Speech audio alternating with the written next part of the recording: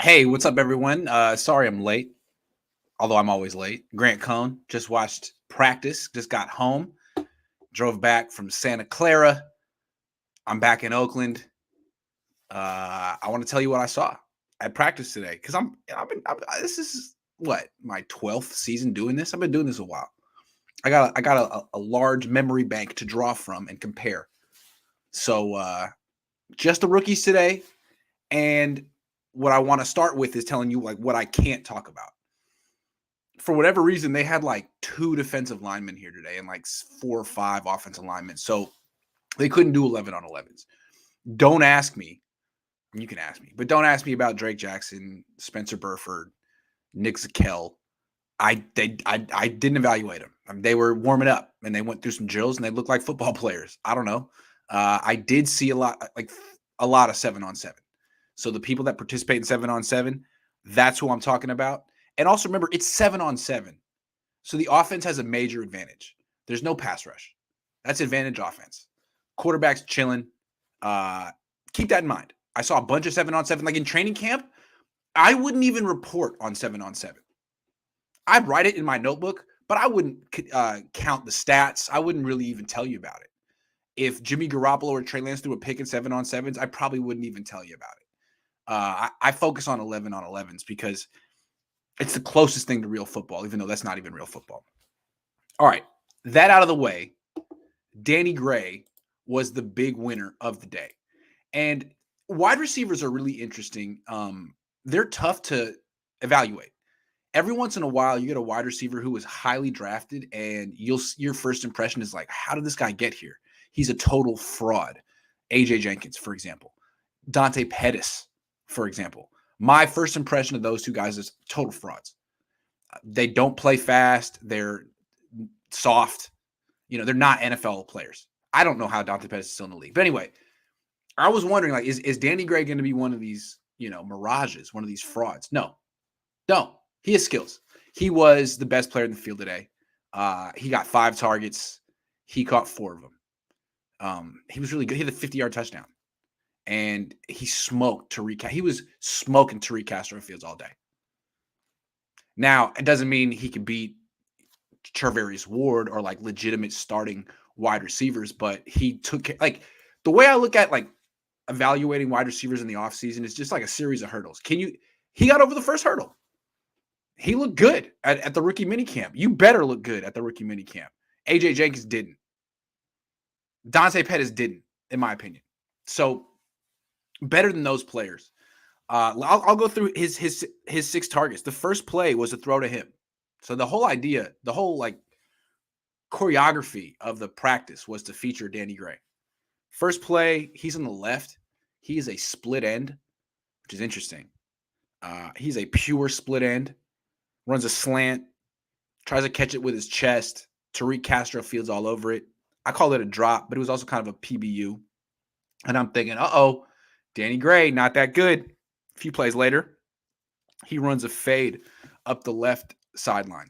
Tariq Castro Fields playing really aggressive bump and run coverage like he's Jalen Ramsey or something. Danny Gray smokes this dude and makes a really nice catch, hands extended, turns around, gets both feet in bounds. It was a really nice catch. I never saw Dante Pettis make a catch like that in camp. I never saw AJ Jenkins make a catch like that in his life. So as soon as I saw that, I'm like, okay, guy's got skills. Then come back later. So he had the first play of 7-on-7. There were like 3 different 7-on-7 periods. 4. What they would do is basically they would do like 10 plays of 7-on-7 and split up offense, defense, and sort of practice what they're going to do next, come back. So the first 7-on-7 period, he got 2 targets, dropped the first one, caught the second one, and they come back. First play again, him. He runs an out. He's lined up on the left. He's a split. He runs an out against Tariq Castro Fields again. Burns him. Now, Noodle Arm Magoo, Brock Purdy throws like just the deadest of ducks. And Tariq Castro Fields almost picks it off, but doesn't, because Danny Gray comes back, catches it aggressively, and gets yards after the catch. Nice play. He smoked Tariq Castro Fields. So that's it for him on that one. Third 7-on-7 period, first play again. pass to Danny Gray. These are play calls. I guess the Niners wanted to feature him. This time it's a post. Again, he's playing split end on the left. Again, he's going up against Tariq Castro-Fields, and he just eviscerates him. But Noodle Arm Magoo, Brock Purdy, just throws a pop fly, and Tariq Castro-Fields almost breaks it up. But so what's interesting, like Danny Gray smokes Tariq Castro-Fields wide open. The quarterback doesn't have a big arm, creates a contested catch opportunity, and Danny Gray catches it. Touchdown. So the quarterback made it even tougher on the wide receiver, still caught it. 2 plays later, he runs a dig. Lines up on the right side for the first time at flanker. Goes up against Sam Womack, fifth round pick. Gets the inside release, runs 10 yards, breaks to the inside, smokes him. Open. Now, he catches it with his chest. That's how he catches the ball. So be it. They drafted this guy at the end of round 3. If you're thinking he's gonna like replace Brandon Ayuk next year, if the Niners trade Ayuk, I don't think so. But as a number 3 receiver, it seems like he can do certain things really well. He's really fast. That's the first thing I noticed. Like with Pettis and Jenkins, I was like, you guys aren't fast at all. You might have time. You might. I don't know how you ran. With people said Dante Pettis ran a 4.3 at some time and like a spring thing. And I don't know. He allegedly ran a 4.3 at some point in his life. So did AJ Jenkins, but they never showed it. Danny Gray legitimately is explosive. Is he going to be a starting wide receiver in the NFL? I don't know. He catches the ball with his chest. But as a number 3 receiver, I mean, he seems like he's dangerous. If you have a limited yet explosive number 3 receiver, I mean, that's good. Who was the number 3 receiver on Atlanta when they went to the Super Bowl with Kyle Shanahan? What was that dude's name? Taylor Gabriel? Am I tripping? Whoever that dude was. He wasn't, I mean, he was pretty limited, but he was explosive, right? Like, you want that. So, I mean, like, he seems more dangerous than Jawan Jennings. I'll put it that way. If you got your top 2 receivers in Ayuk and Debo and you need, like, a number 3, well, on third down, sure, Jennings, red zone Jennings, but otherwise, I'll take Danny Gray. So, I mean, it probably was a decent pick. They probably got the best wide receiver available is what I'm trying to say. Although, Calvin Austin, Pittsburgh, intriguing. Anyway, Danny Gray, definitely looked good today. Little Rumble 24 says, I won't make the show, but I'll watch it later. I'm sorry. Well, this is dedicated to you, Little Rumble 24. Thank you very much. All right, let's move on. First impression of Ty Davis Price. Now, full disclosure, I really can't judge running backs in camp. Today was a 7-on-7 day, so there were no running plays. And even if there were running plays in 11-on-11, there's no tackling. And this guy's entire game is getting yards after contact, so I couldn't even begin. All I'm evaluating with the running backs on a day like today is pass catching skills, because they didn't even do blitz pickup. Are you a receiver? Can you contribute to the 7-on-7 exercise? And my evaluation of Ty Davis Price in this context is no. He was not a contributor today. Early on, I mean, one of the first, I think the first target he got, it was okay. So the first play of 7-on-7s was a throw to Danny Gray. Second play was a throw to Ty Davis Price. And it wasn't called. He was the check down. You saw Brock Purdy very diligently going through his progressions, going 1, 2, 3, 4. He got to Ty Davis Price on the left, threw it right at him, and the dude just butchered it. I mean, he just dropped the hell out of it. There was no one around him. So I just think you should know that. I think it's going to be interesting. Like, that's the book on him anyway. The Niners knew that about them when they drafted him, that he's like, this hanging onto the ball is an adventure for him. But they drafted him to be a bruiser, a bruising running back. Great. I just want to point out that the Niners have a terrible track record of drafting running backs and on day 2. But they have a great history of signing undrafted running backs. And They signed one this year named Jordan Mason from Georgia Tech, and I saw him for the first time today. And I don't know how these guys are going to look when it's real football. That's how you judge running backs, at least the running part. But in 7-on-7s, Jordan Mason's better route runner, better hands, better hand-eye coordination. He caught a pass today way low, down away from him, with a guy right in front of him, caught the ball, made him miss, gain yards afterwards. I mean, like naturally, like it was breathing for him. So I don't know if that means he's going to be a better running back than Ty Davis Price, but I can say after watching one practice that Jordan Mason is a better receiver than Ty. It's not even close. Ty Davis Price is the kind of guy that you don't throw the ball to. You either hand it to him or he blocks. That's what I can say about him. But he might be one hell of a running back. I don't know. All I know is he dropped 10 to 20 pounds to run that 4.4 whatever, 4.48, and they want him to play at 222. I don't know about that. Honestly, I'm more excited about Jordan Mason than Ty Davis Price. The thing about Ty Davis Price that killed me was, so he dropped that one pass, and then he finally caught another one, and plays over. And the way you do it in these practices is, even if you get tagged, you keep going, because that's the Jerry Rice way. You never stop. You practice scoring those touchdowns. So he got tagged. He continues to keep going, and he's getting to the goal line, and he like flips the ball to himself, and it's coming down, and he freaking drops it again. I'm like, dude, come on.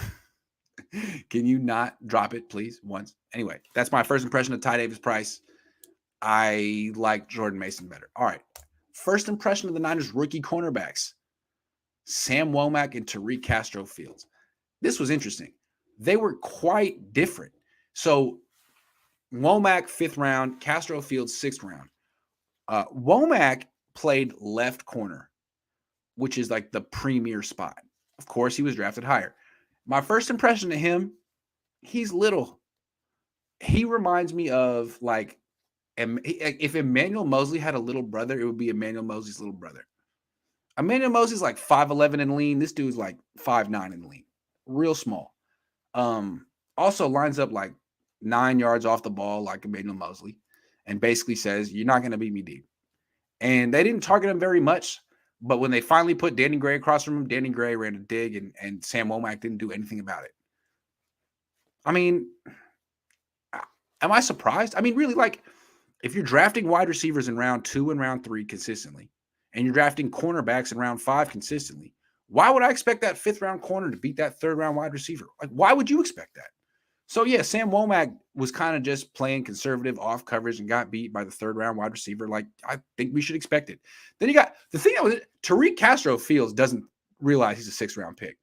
He gets all up in wide receivers' faces like this. He lines up. It's like this. Just like that. And then he gets smoked. Like, whoa, man. Like, nice. I like your confidence, but you shouldn't do that. You should probably be really conservative like Sam Womack and line up a quarter mile off the ball and not get beaten deep, because it's not working for you. But I like the confidence. Anyway, Womack, you can kind of like judge football players based, at least rookies, like kind of on their body type. Like, do you look like an NFL player? Womack does, even though he's small. He looks like an NFL player. Tariq Castro-Field looked, I don't know, man, a little knock-kneed, I don't know about that one. I don't know about Tariq Castro-Fields. Don't know about that one. He got smoked left and right. Womack only got targeted once, gave it up. Looks a little small. The most interesting thing for me was that they didn't put him in the slot. He was only outside. The slot dude was Quantrez, whatever. Dude who went to UCLA. Bruins. They put him in the slot, 43. He's not going to make the team. So my impression of the rookie cornerbacks is the Niners got what they paid for. You waited until round 5 and round 6 to draft corners. That's what you get. Like, if you waited until round 5 and round 6 to get wide receivers, what would you expect? That's what Trent Baalke used to do. What do you really get in that late? Like, you got some traits. You got some, maybe, they could both run, but they didn't look like they're good corners to me. I'm sorry. So, I mean, Brock freaking Purdy completed like 90% of his passes today, okay? So, Don't ask how did Leon O'Neal Jr. do? No one in the secondary did a damn thing. The Niners are going to eventually have to prioritize coverage. I don't know why they think they can just draft these dudes in round 5 and round 6 and get stellar players, but like it's not going to happen. The whole league's looking for good coverage players. Your secondary is, today was not good. You made Brock Purdy look like freaking Drew Brees today, man. That's on you. So not a great first impression of the cornerbacks. And I want to say real quick, I projected the Niners win-loss record yesterday, and I had them at 9-8, which I felt was generous. A lot of people are mad at me about that. I had them beating the Saints. I don't know about that. Can we just talk about that game real quick? The Saints were 9-8 last year. They were 5-2 with Jameis. They signed Tyrann Mathieu. They have a strong safety, not the Niners. They have Chauncey Gardner-Johnson at nickelback. The Niners have no one at nickelback. I'm just saying, that game against the Saints, that's a toss-up too. This team could go 8-9. Anyway, they got Sam Womack and Tariq Castro Fields. Respect. What's up, Jesse? Niners need a noodle arm quarterback in the QB room at all times. It's science. It is. Purdy wins, and if Jimmy is gone, they need a winner on this roster, Purdy Brady. I will say that I'm going to talk about Purdy next. He didn't get picked. He did not get picked. He might be better than – he might fill that Jimmy Garoppolo spot. All right, let's talk about Brock Purdy. So first off, I want to say that Brock Purdy did what he needed to do. He was in a rookie minicamp. It was 7-on-7. He might have had 4 incomplete passes. I haven't tallied it up because I don't feel like it. It was rookie minicamp, but he completed like 85 to 90% of his passes. Statistically, it looked great. Unfortunately, if you were watching it, you would have been tired of it after 7 minutes. You'd be like, okay, you keep throwing that pass. All he did was throw like the wide receiver quick out or the tight end stick route over and over and over again. He just kept throwing the ball to tight ends and running backs and Josh Hogan over and over and over again. He had a couple nice throws at the sideline that wide receivers made catches on. Danny Gray with the 20-yard one, the fade, and Kike Chisholm with the back shoulder fade. That was nice. But those are not velocity throws. He kind of just those are 50-50 balls that wide receivers made nice plays on. When he had to throw the ball with any type of velocity down the field to the sideline, whoa. Brock Purdy makes Nick Mullins look like Brett Favre. And I know Nick Mullins, Brett Favre went to the same school. So a lot of people do confuse them, but like, wow. Brock Purdy, man, like that is the weakest arm I've seen on that practice field. And basically what I'm looking for in rookie minicamp is like, what have I not seen before? I've been to 12 of these. I've been covering the team since 2011. What stands out as being like, what does not fit in this context? These are professional athletes. And what didn't fit to me was Brock Purdy's arm strength. Like, you had to throw the ball to Danny Gray on an out. You couldn't get it there. You had to throw the ball to Danny Gray on a post. You really couldn't get it there. You created near interception opportunities on passes to wide receivers who were wide freaking open. So that being said, Kyle's going to love this guy. Going to love him. Already compared him to Nick Mullins. And I can't get over the fact that Kyle and his dad just have like a fetish. They have like they're drawn like a moth to a flame to quarterbacks who have zero physical attributes that are good. Like quarterbacks who are not physically gifted at all, but were good in college. Not great. Not even very good. Just good. They love the good college quarterback with zero physical gifts. That's their favorite player ever. Why? I'll tell you why. Because they're really not looking for transcendent players, or at least transcendent quarterbacks. They're looking for scheme fits. And their scheme is all about lining up under center and doing play action rollouts and bootlegs. Not all quarterbacks can do it. Jimmy doesn't want to do it. So if you can do those things, Kyle and his dad think we can get a starting quarterback for our system late because our system is different. And we have certain attributes we value more than others. So we can get value. We can get starting quarterbacks late. But what happens is you have Elvis Gerback. You have Brian Greasy. You have Jake Plummer. You have these weak backup plus quarterbacks who are totally dependent on your system. And once a good team has your tendencies scouted and your system isn't going to win the game, and you need a quarterback to sort of transcend everything, you better have John Elway or Steve Young, and you don't anymore unless Trey Lance is that guy. So anyway, Brock Purdy, the next in a long line of physically ungifted quarterbacks that Kyle Shanahan freaking loves. What is that? That's a strange fetish. It's like, what are you drawn to here? What is it about this guy? Anyway, was that enough? Was that too much? Damian Jasso says people say we overpaid for Trey Lance, but guarantee you Trey would have been taken with the top 7 pick by another team. What's good, Grant? What's up? What's good, Damian? Yeah, man. Yeah, it's true.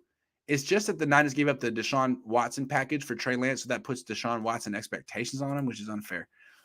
Official Pacer1.com says incredible news. Per a very handsome source that Debo stupidly blocks on Twitter, Jimmy Garoppolo is still in the Niners. More as the story develops. Q cones out.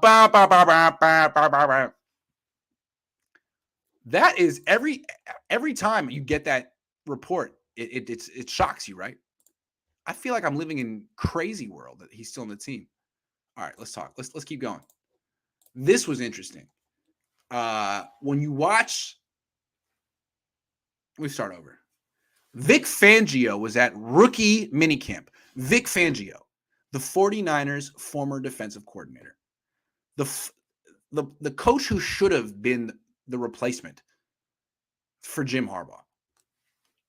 They never should have got rid of Jim Harbaugh in the first place. But once they did, Vic Fangio should have been the head coach next. And somehow they talked themselves into saying he was too old, out of touch, and that Jim Tomsula was the right choice. Okay, if I were Vic Fangio, I would hold a grudge the rest of my life. I would hate the 49ers. I wouldn't want to be on the 49ers. I wouldn't want to come to their freaking rookie minicamp. I would want to beat the 49ers. I would want them to feel awful, and they would be my enemy, and I would have a vendetta against them. But I'm not Vic Fangio. I'm Grant Cohn. Vic Fangio went to rookie minicamp today. Vic Fangio, that's a big one.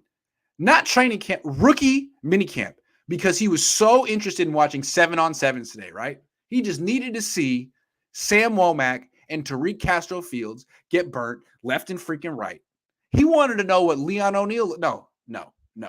To me, what's happening is the Niners are courting Vic Fangio, and Vic Fangio is allowing himself to be courted by the 49ers. I think he's looking at a team that's got a really, really good defense. I think he's looking at a team that has a defensive coordinator that could get hired as a head coach in the next few months. I mean, frankly, D'Amico should have got hired this last hiring cycle. He's that good. And if they need a new defensive coordinator, I mean, why would the Niners not want Vic Fangio? They wanted him in 2017, but the Bears wouldn't let him get out of his contract, so they hired Robert Saleh. I'm just surprised that Fangio would want to come back and work for Jed York again after Jed York picked Jim Tomsula over him. That would be my sworn enemy for life. But Fangio, the Godfather, is business. It's not personal, I guess. So I think he's sees an opportunity. I think the Niners are lining up. It seems to me like the Niners would like Fangio there now. It's like, dude, can you come watch? Can you be here? And he's like, yeah, I'll be there, but I'm not. You're going to have to give me a better job than senior advisor. Anyway, I think it's very interesting. They got him lined up. Give Kyle Shanahan some credit. He's really putting together one hell of an assistant coaching staff. It used to be just a bunch of his friends. Now he's getting guys like Vic Fangio to just observe practice. I like that.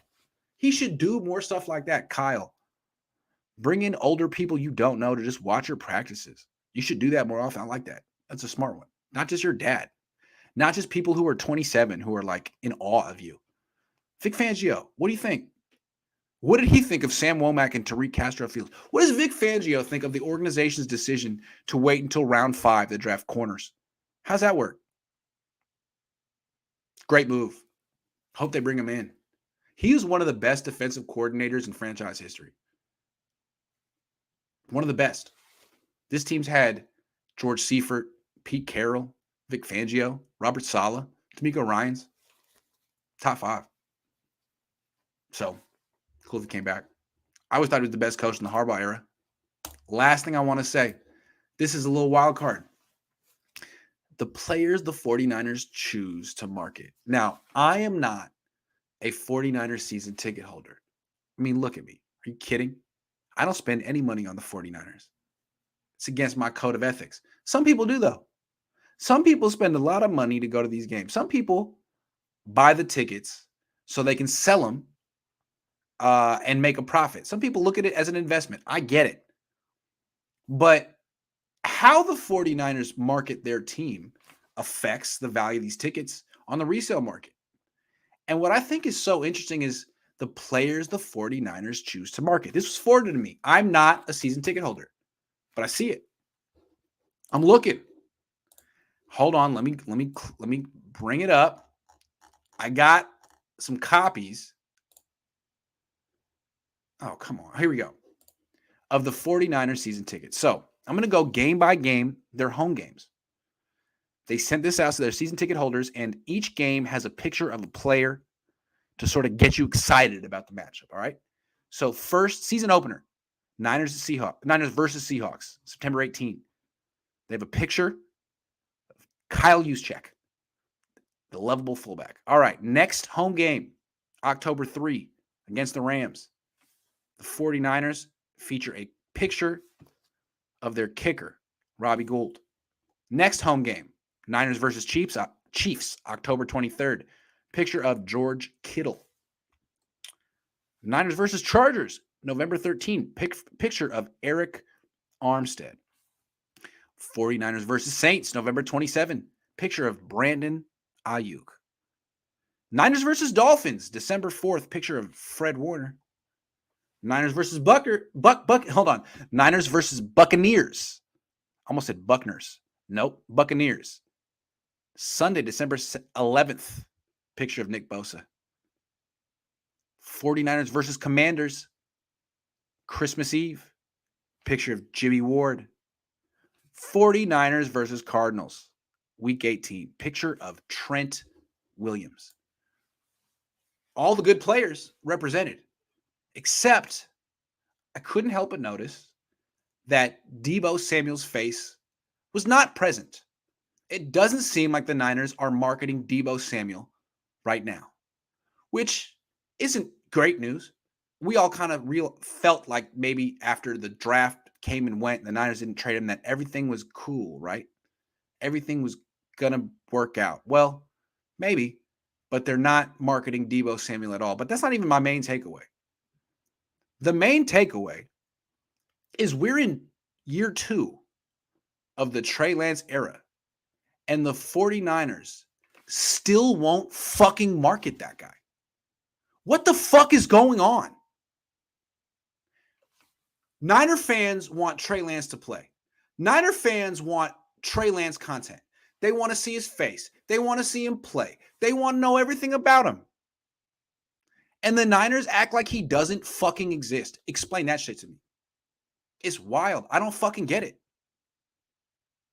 I'll tell you, last year, as soon as Jimmy Garoppolo won the job, my hits kind of dipped a little bit. And any content creator will tell you that. Niner fans were a little disappointed. Ask season ticket holders last year who were trying to resell their tickets. They weren't getting the return they should get on a good team. Why? Because no one fucking wants to watch Jimmy Garoppolo play fucking quarterback anymore. They don't. Tired of it. Tired of it. The minute that Trey Lance started against Houston, that was my most lucrative watched week on YouTube. And it's not about me. It's Niner fans being like, yes, it's Trey time. It was all about Trey. Then they went back, boom, hits went down. It's Jimmy fatigue. People are fucking tired of Jimmy. The Niners should know that. Like, give the people what they fucking want. They want Trey Lance. Put his fucking face out there, man. What the fuck? Why will they not market Trey Lance? It doesn't make any fucking sense to me. It doesn't make any fucking sense. Like, it's not even that it's like wrong. It's like it's a missed opportunity to make money. Your fans are throwing money at you as long as you give them Trey Lance, and you're like, nah. We got to keep up this charade that Jimmy's the guy. Like, what?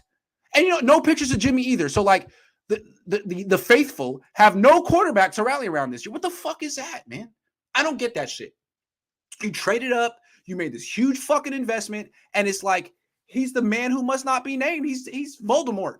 You can't say his name. You can't show his picture. Like, what is that?